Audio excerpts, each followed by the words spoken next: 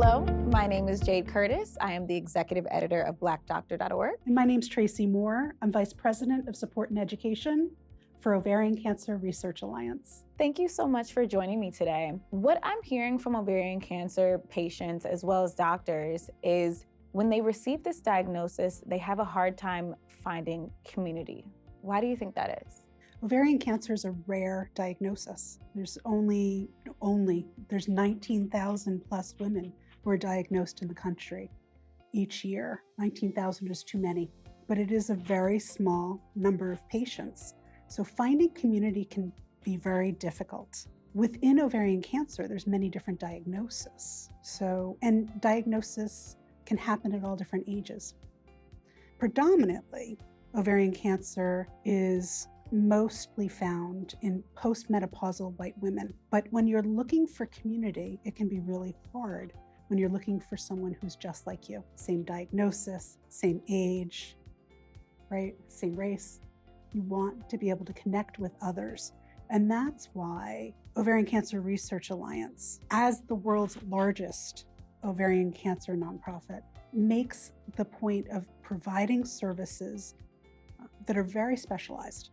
We have programs that are one-to-one through peer mentorship. We have programs that are run on Zoom, so you can meet others no matter where you live. Many of those programs are specific by diagnosis, by age. Some of them are fun, some of them are educational, but we really want people to have a choice, whether it's connecting online through our online community through Inspire, or really being able to talk, engage, and meet others face-to-face through Zoom. It really gives people a choice on how they get their information, how they connect, and hopefully know that they have a community and they're not alone. Wow. So do you think that finding community and not being alone, can that enhance your chances of survival? Can that potentially save your life? Having the right information and support makes a difference, right? You want to be able to find the right healthcare providers, a board-certified gynecologic cancer doctor. You want to be able to enroll in a clinical trial if that is what the doctors are recommending. You want the best possible care. And sometimes the only way you can find that is by talking to others, by getting the support through someone who's been there, who understands it. Ovarian Cancer Research Alliance, I'm an oncology social worker. Our patient support line is managed by oncology social workers. So we help with resource navigation, support, education. But I think what makes us really unique as an organization is that we are creating programs that are about building community, making those connections. Because although I've been in this field for over 30 years, unless you've been there, you don't really understand. So we're really committed to finding ways in which people can find their people, their voice as advocates for themselves, maybe an advocate for someone else, to get the support you need and to get you through what is a really tough illness. Agreed. Can you tell me, I guess, some of the successes that you guys have had at Ovarian Cancer Research Alliance? I mean, how many people are actually involved in this program? How many different resources? What does success look like to you guys? Success for Ovarian Cancer Research Alliance is finding a cure. Until we find the cure, it's preventing ovarian cancer. Understanding your family risk, which means if you have a family history of ovarian or breast cancer, understand if that's coming from a genetic mutation. So getting genetic testing, understanding your risk, knowing if you've got a genetic mutation, will give you an opportunity to make really critical healthcare decisions, possibly have your fallopian tubes removed, or if you're postmenopausal, you're done having children, consider actually having your ovaries and fallopian tubes removed. It can help prevent cancer from ever happening and save your life. Absolutely. And more specifically, from you as the lead of the support team, what does success look like to you and your team?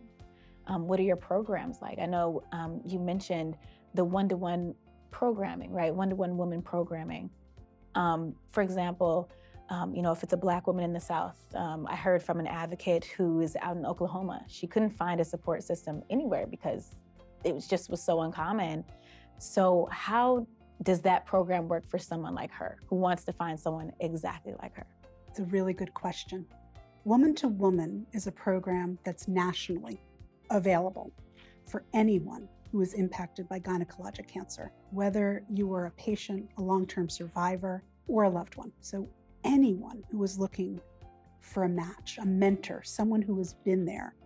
We have trained volunteers who have been there, who are willing to talk to you by phone and really help guide you through their own experiences and be available. So if you call and you tell us, we ask questions of what is your priority? What are you looking for in a mentor? What do you need? So the case that you were talking about earlier, right? Someone who didn't have anyone in their community, we can make that happen. Now, it might not be someone from Oklahoma, if you're in Oklahoma, but it can be another Black woman, same diagnosis, same staging, and really be able to have that connection that no one else will understand, right? And really, because they've been there. They've really been there. I'm curious, a lot of people's initial response, and obviously this is very natural, is to lean on family and friends for support. Is your programming open to educating a patient or a survivor's support system as well? Tell me a little bit more about that. Absolutely. Because loved ones really are trying to do everything they can, right? They're trying to be a support to the person who's going through treatment. They're probably taking time off from work, doing extra shopping, extra cleaning, doing a lot of different things, bringing them to and from the doctor's appointments, and worrying, doing a lot of worrying, and maybe not asking as many questions as they'd like to, because they don't want to be a burden to their loved one. So Ovarian Cancer Research Alliance has programming just for loved ones, whether it is education through our national and international conference, right? Whether it is our website, our Staying Connected Loved Ones group that meets weekly, even our woman-to-woman peer mentor program, that has a loved ones component. So we have loved ones who are mentors now, who are willing to give back. We have partners and spouse. We have daughters, sons. They're really willing to share their experiences of what they went through. Not only how they were able to be successful as a loved one, but also what worked for their family member. So it's really powerful. And so I also understand that Ovarian Cancer Research Alliance also offers group settings or group mentoring. Can you tell me a little bit more about those? Absolutely. Staying Connected is an entire series of education and community building opportunities that offer support, empowerment, knowledge, wisdom, and experience. We have weekly and monthly meetings, and they all vary. So we have meetings for those who are newly diagnosed, some for young adults, loved ones. We have living well after recurrence, and we have an endometrial and uterine group, which is really an important setting. I think that when you think about ovarian cancer being so rare, we haven't really talked about endometrial cancer. And endometrial cancer impacts Black women 2 and 3 times more than white women, both by diagnosis and unfortunately by mortality. So having a place where you can meet others, understand your diagnosis, and really, really be able to talk about the treatments that are available out there that people are using that have been successful for them, to share their own experiences, can be life-changing. While the title of the organization is Ovarian Cancer Research Alliance, you all also provide education and resources for other cancers as well? We do. Ovarian Cancer Research Alliance started very focused on just ovarian cancer. And through our support programs, we kept hearing people say, there's nothing for me. I have endometrial cancer. I have uterine cancer. I have cervical cancer. There's nothing for me. And we would not have that happen. People need a home. They need a community. They need a trusted resource for information, education, and that's where we started. But what we also have learned through our scientific advisory committee and through science itself is that some of the gynecologic cancers are related to ovarian cancer. So as we're doing research in one illness, it may help find the answer for the others. So we've really expanded our focus to all gynecologic cancers because our hope is that we're going to find a cure. Can you tell us about any other resources that Ovarian Cancer Research Alliance provides? When someone's newly diagnosed, finding a doctor can be very difficult. Ovarian Cancer Research Alliance has a Find a Doctor tool on our website. So you can add your address and it will actually give you a list of doctors right in your area so that you are not searching, worrying, wondering where you can find a board-certified gynecologist, oncologist, or medical oncologist. We have also another tool, which is a clinical trial navigator. Clinical trials are really tricky. If you go on some of the big federal databases, we have a personalized navigator who will help you, whether it's online or by the phone, really get a personalized list of trials that are available for you. And we've talked a lot about knowing your family's history.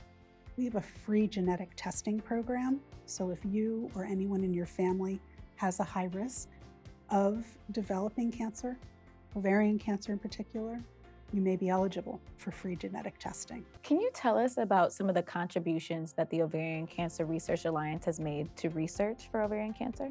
So Ovarian Cancer Research Alliance's largest program is research. We have funded over $122 million worth of research and have helped secure over $3.7 billion of federal funding for education and research for ovarian cancer. Ovarian Cancer Research Alliance's advocacy program is the sole voice on Capitol Hill.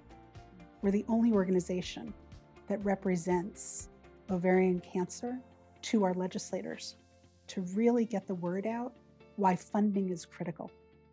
We have volunteers who come to Capitol Hill to really share their experiences and make the difference, let people understand why funding ovarian cancer research is so critical, because they share their own experiences, their knowledge, and what they've been through. If you had one message for our audience, what would it be? If you are a Black woman with a diagnosis of any gynecologic cancer, call us. We will ensure that you get trusted and reliable information, a program or many programs that will support you and your family, and we will connect you with a community. You do not need to be alone in this. We're here for you, so call us.